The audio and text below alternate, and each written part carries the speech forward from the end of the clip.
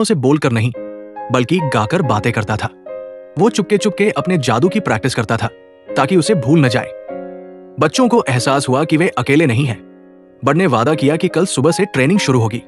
लौटते वक्त नौरी आज की घटनाओं के बारे में सोच रही थी और उसे महसूस हुआ कि रायना के जादू में जरूर कोई गड़बड़ी है।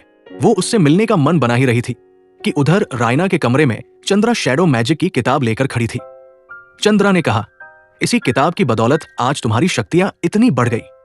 रायना को एहसास हो गया कि इसी किताब की वजह से आज उसकी सबसे अच्छी दोस्त की जान जाते जाते बची। उसने गुस्से में चंद्रा को कमरे से बाहर निकाल दिया, लेकिन चंद्रा के जाते ही किताब जादू से वापस कमरे में आ गई। रायना ने गुस्से में दरवाजा खोला और सामने नौरी खड़ी थी। रायना ने उसे बाहों में भर लिया, लेकिन अब उसे डर था कि कहीं नौरी को शैडो मैजिक का सच पता न चल जाए, इसलिए उसने उसे जल्दी से विदा कर दिया। अगली सुबह बड़ ने अपने वादे के मुताबिक ट्रेनिंग शुरू की।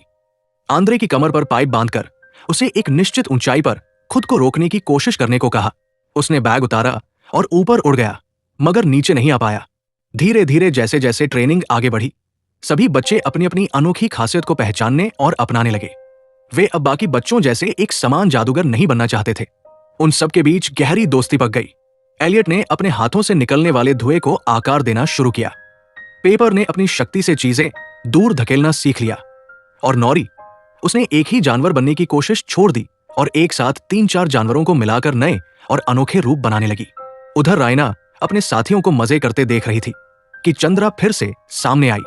रायना ने चीख कर उसे भगाने की कोशिश की, मगर यह खुलासा हुआ कि चंद्रा को सिर्फ रायना ही देख सकती थी।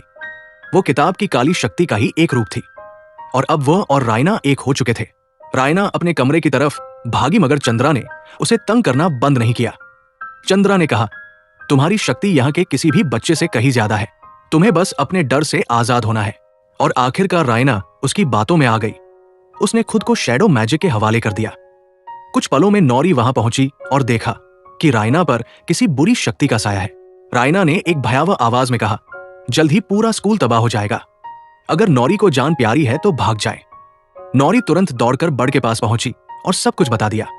उसके साथियों ने तय किया कि यह बात प्रिंसिपल को बताई जाएगी, मगर बड़ ने कहा कि लिंडा यकीन नहीं करेंगी, इसलिए कल यानी संस्थापक दिवस तक इंतजार करना होगा। वो बुरी शक्ति उस दिन जरूर हमला करेगी। अगले दिन सुबह संस्थापक दिवस। सभी बच्चे और प्रोफेसर बगीचे में जमा हुए।